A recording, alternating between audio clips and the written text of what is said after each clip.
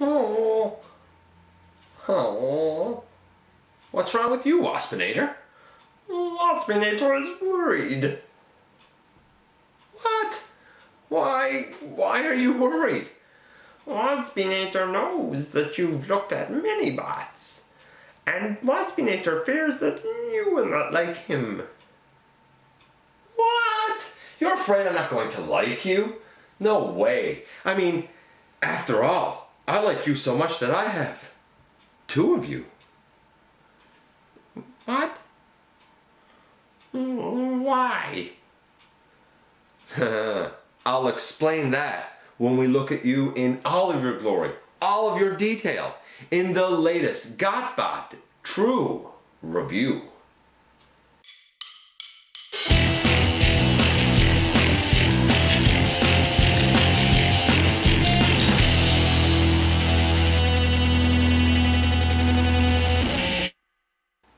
Hey folks, welcome back to the channel. I'm your host, Dennis Moulton, aka GotBot. And as always, I appreciate you being here.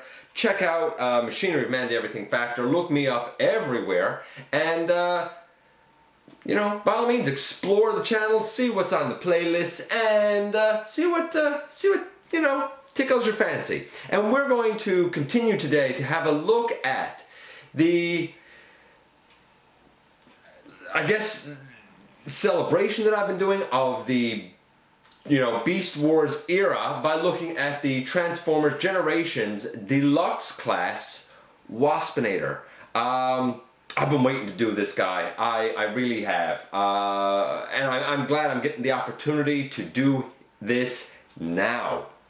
I almost didn't think I was going to get to do it because I originally had this guy. Now you might be saying, are they different versions of the same mold or something? No, they're the exact same mold. Now I'll get into why I have two of them in just a little bit. For now, we're going to take this guy out of it. And we're going to focus on this guy. Paint apps. Paint apps for Waspinator. I love them. Now, there are those who would argue that his green should be a little bit darker, and I see the argument for it. There are those who would say his yellow should be more of a gold, and I see the argument for that. And I thought about getting the, I guess it was Transformers Legends one. I'm not really sure now. And I opted against it. I opted against it because I felt like it was a bit too dark, even if it is more accurate. To me, this looks like Waspinator. Honestly, to me, it's pretty much perfect. I know it's not quite. So I'm going to give him easy, a very, very strong 9 to a 9.5 out of 10. It's Waspinator, no doubt, in my mind at all. It looks like him. Perhaps the only thing that's not perfect on him is the fact that he has bug legs sticking off his arms. And that's kind of a necessary evil with the mold. It's sort of all we can do. It's just the way that it is. He has a fantastic head sculpt. Let's see if I can, let's try putting these down. So see if I can focus on the head sculpt a little bit here. Let's hope. There you go. I mean, wow. That is fantastic. There's even detailing on his eyes, and I love the detailing on his eyes. I really do. I think he's pretty fantastic in that regard. In terms of, you know, his look and in terms of his paint, I got to score the guy high.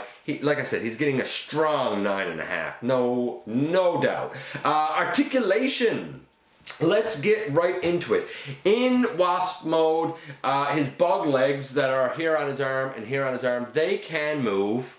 And his hind bug legs can move. They're kind of thin plastic. People have worried about them shearing off. I've never had that concern. I've never felt like they're going to break, personally. There's also a, is it here? There's also a brown button here on his back. And if you hit that brown button, just above, I guess, his stinger section, his wings will move out.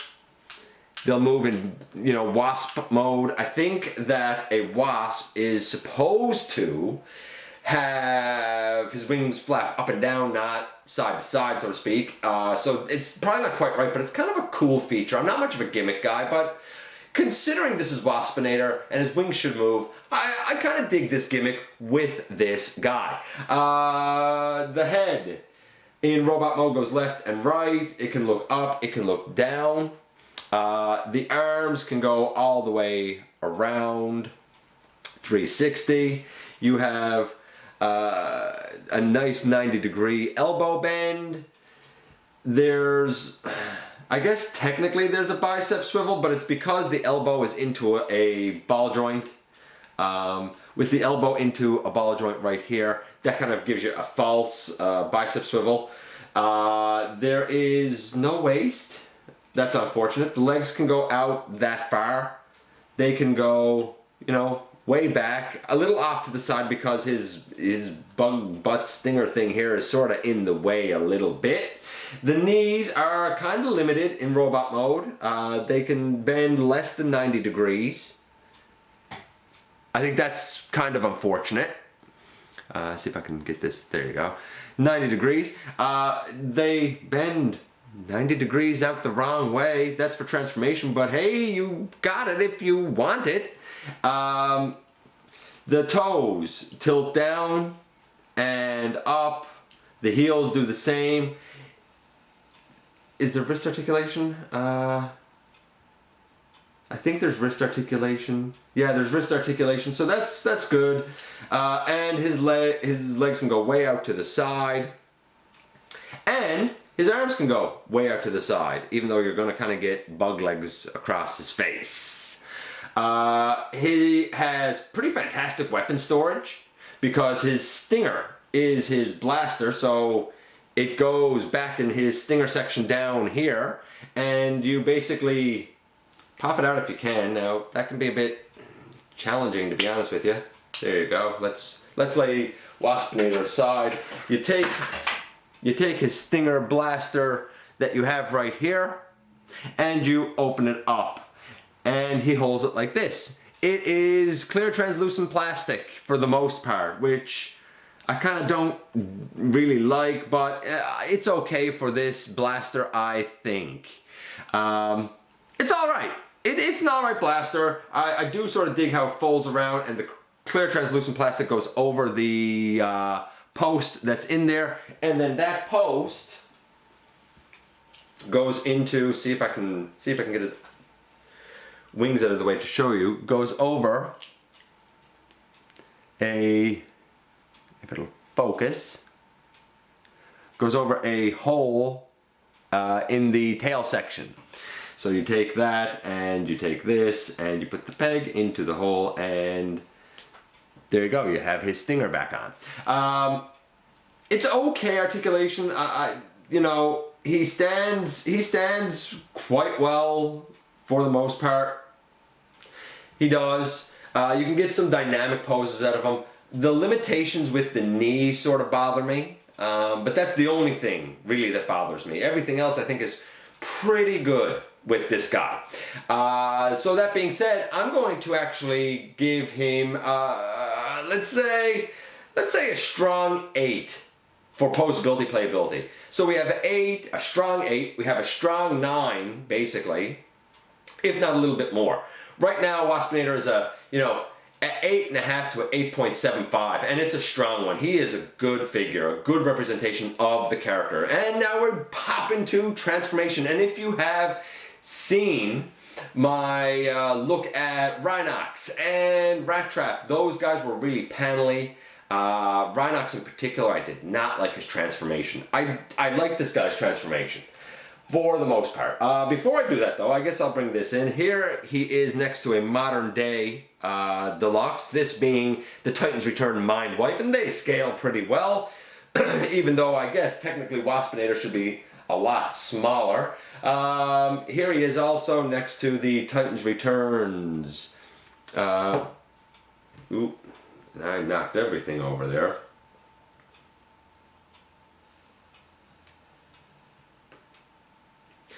Here he is next to Titans Return Wolfwire. Again, they scale well, so he's a good sized deluxe. I looked at Mindwipe and Wolfwire back in episodes 173 and 174 respectively. Okay, so transformation for this guy. It's not too bad. It does have a couple of finicky little pieces, but it's not too bad. Certainly not in comparison to what we have dealt with some of the other ones. Let's see if we can do this. So where do we want to begin with good old Waspinator? Well, it's probably easiest if we fold up his feet first. His heels and his toes kind of just fold down into each other. Sort of like that. That's all we got done for now. This green section here on his waist, maybe I'll even bend his knees up so we got some more room here. This little green section on his waist, you unhinge just like that, and you kind of bring the whole thing out. So we bring this green piece out, and you can kind of see that there's a hinge in here. Maybe you can see that. I hope you can see that. That's what the bottom of his body is basically on. And we need to take that hinge and turn it all the way around. So now his body's kind of facing the wrong way, I suppose, technically, if you want to get really technical about it. The arms, we'll get those out of the way for the moment. And this is what we have so far. Let me see if I can take this back a little bit so we can see what we're doing. Where do we go next? We will, I suppose, unhinge the body next. And since you have the kind of abdomen area taken out, this green section, the whole body sort of flips up and hinges out. So you have a green hinge in here. See that green hinge? Well, the whole body kind of pulls out, and then this whole green hinge comes out. It's important that you pull out that green hinge. If you don't pull out that green hinge, then we're not going to be able to finish his transformation. Why? Because that allows his head to go up into the body. Next, we take the arms and we pull them? Push them. Pull them. Yeah. Next, you take the arms and you take these little shoulder sections and you pull the shoulder sections. They're connected to this silver pin in there, and that will push the two chest pieces together to give him his bug wasp head. I'm going to take this guy out of it for a second because I want to explain something here. As I mentioned, I have a second Waspinator. I had this Waspinator long before I had that Waspinator. The problem is I made a mistake in transforming him once, and this happened. His arm came detached, and now he looks like this. You will notice on the arm there is a little silver pin in the shoulder. Or you should be able to notice it. Little silver pin in the shoulder. Now, that little silver pin, I'll take this down. That little silver pin, see if I can bring this up close for you. That little silver pin is this pin in right here, because this shoulder is still fine. If you look over on the other side, you'll notice that the area where that pin should be held is broken. That made me very sad. I tried to fold the arms the wrong way. Don't make that mistake. Do not fold the arms the wrong way. I point this out now in the midst of transforming the other figure because we're getting to the point where we're going to deal with those arms. Okay, so getting back to this guy. Now we're to the arms and the legs. We take this whole abdomen section and we bring it back, if you hadn't done that already. His thighs have the remainder of his stinger section in them. So we push them up all the way in. And we do the same on the other side and push it all the way in. And we even take those bug legs on his shin sections here, and we bring them down. These are going to end up being his front legs. We also use this hinge in here, and we fold it down. That will allow us to bring the bug legs all the way forward. And that's exactly what we want to do. Make sure that they're pushed together. Your underneath section should kind of look like this. And we can bring these feet up. Now when you bring these feet up, there are a couple of small tabs in underneath here. I don't even know if you're going to be able to see it. I'll try and bring this in closer for you to see, but it's going to be dicey if you can see it. Couple of green tabs. They're on the dark green armature there, and they're dark green themselves. In the feet, there are little holes in the toes. Those little holes in the toes need to go over those green tabs. But I'm going to tell you now, I don't find that they like to tab in the best. Sometimes they go in easy, sometimes they don't. That wasn't so bad, actually. Now we have the arms left. And we haven't dealt with them at all yet. So we're going to deal with the arms now.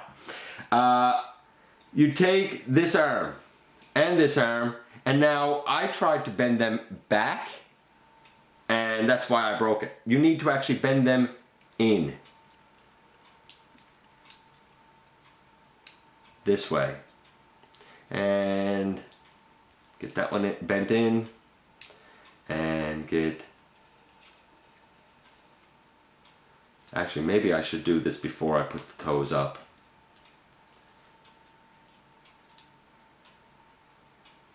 Bend that shoulder in, bend this shoulder in, and turn at the elbow.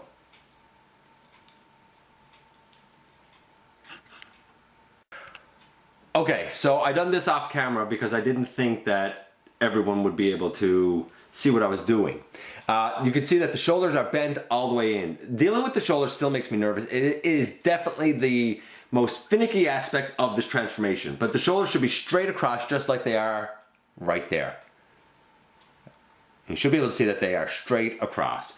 Now, after you have the shoulders all the way in, you orient the forearm so that the bug legs are on the outside of the forearm. There's also a little slot right here on the leg, and there's a little tab kind of on the wrist. See if I can show that little tab right there.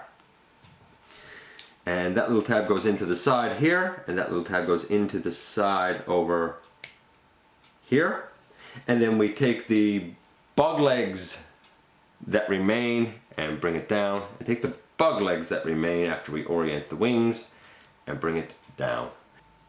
And now we're down to the final step again, which would be putting his toes back up underneath.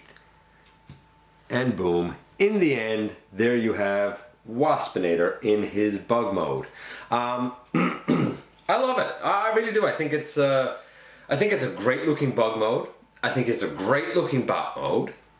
I think he's a win all the way around in those regards. His transformation it's not fiddly, it's not finicky. It has some delicate parts, that's all. This is a great guy for collectors. I don't know if I'd give it to kids. I feel like for collectors I would score his transformation at a pretty strong 8, because it has some interesting things like the chess pieces coming together. For kids, I would probably score it at a 6 at best. I mean, I'm a collector, I broke a shoulder, you know? It happens. I feel like that some kids, anyway, will be delicate with him, some certainly won't.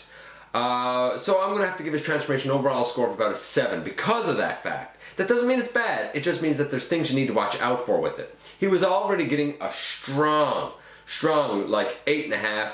He's a 7. He's a strong 8 overall. He's a character that has really transcended Beast Wars. Even people not familiar with Beast Wars really tend to know Waspinator, and that says a lot. I feel like he is someone who really belongs in your collection just because of the marquee character that he is. That being said, if you passed him over, well, you know what? Maybe he's someone that you could look for down the line.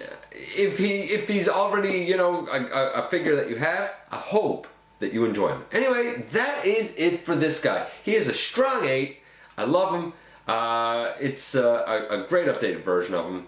Thanks for dropping by, giving me some of your time. Stick around and, you know, see what else I've done that might interest you. And as always, I appreciate you giving me some of your valuable time, and I look forward to the next time that you and I get together for another visit right here inside the videos.